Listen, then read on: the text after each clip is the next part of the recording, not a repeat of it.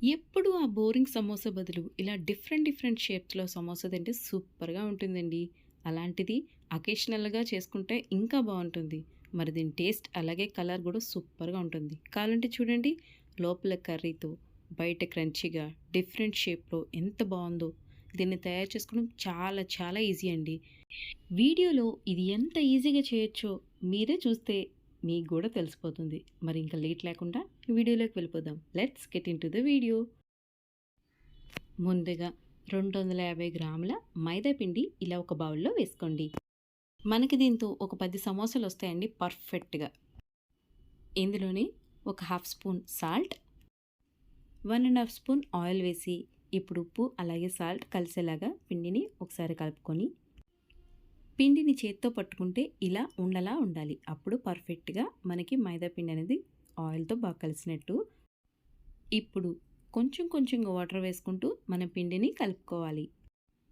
5, 6 నిమిషాల పాటు దీన్ని అలా కలుపుకుంటూ ఉంటే మన పిండి ఇంత మంచి సాఫ్ట్ టెక్స్చర్ వస్తుందండి. చూడండి ఎంత మంచిగా సాఫ్ట్‌గా ఉందో. ఇప్పుడు ఒక 15 నిమిషాల పాటు క్లాత్ వేసి అలాగే వదిలేయండి. తరువాత సమోసాలో స్టఫింగ్ కోసం ఒక 3 బంగాళదుంపలు ఉడకబెట్టి సగం పైగా ఉడికిన తర్వాత తీసి చిన్న చిన్న ముక్కలుగా కట్ చేసుకొని మిక్సింగ్ బౌల్లో వేసుకోండి. ఇందులోనే హాఫ్ స్పూన్ సాల్ట్, పావు టీ స్పూన్ పసుపు, హాఫ్ స్పూన్ కారం, పావు టీ స్పూన్ చాట్ మసాలా వేసి ఇప్పుడు వీటన్నిటిని ఒకసారి కలుపుకోవాలి.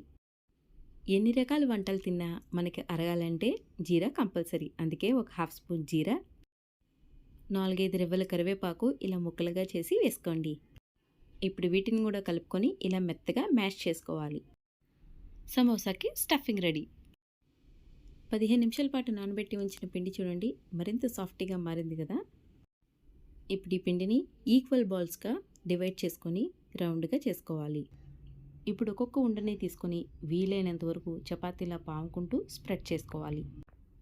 తర్వాత ఎడ్జెస్ని ఇలా కట్ చేసుకొని హాఫ్ పీస్ని స్టఫింగ్ ఉంచి మరొక హాఫ్ పీస్ని ఇలా లేయర్స్గా కట్ చేసుకోవాలి. ఇప్పుడు ఈ లేయర్స్ని మనం రోజు వేసుకుంటామా జడలు, అదేవిధంగా ఒక దాంట్లో ఒకటి పెట్టి అల్లుకోవాలి. చూడండి ఎంత చక్కటి షేప్ వచ్చింది కదా. ఇప్పుడు ఇందులో కర్రీ వేసి నెమ్మదిగా ఎడ్జెస్ అంతా నొక్కుంటూ ఇలా రౌండ్ చేసుకోవాలి. ఇలా రౌండ్ చేసుకున్న రోల్ని ఎడ్జెస్ని ఇలా క్లోజ్ చేసి ఒక హాఫ్ స్పూన్ మైదా పిండి అలాగే అందులో కొంచెం వాటర్ వేసి ఆ మైదా పిండిని ఇలా ఎడ్జెస్ కంటిస్తే మనకు పర్ఫెక్ట్గా అంటిపోతుందండి.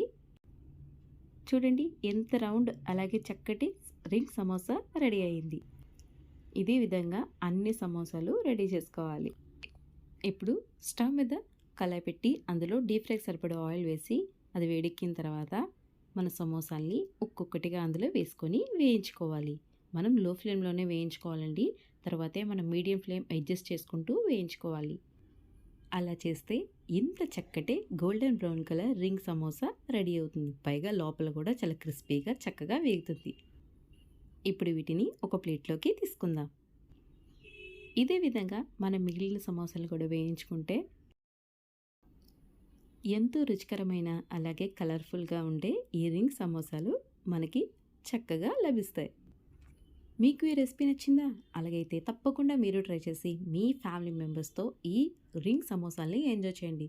తప్పకుండా మీ ఫ్యామిలీ మెంబర్స్ అందరూ సూపర్గా వెరైటీగా ఉందని కూడా అంటారు. ట్రై చేయండి.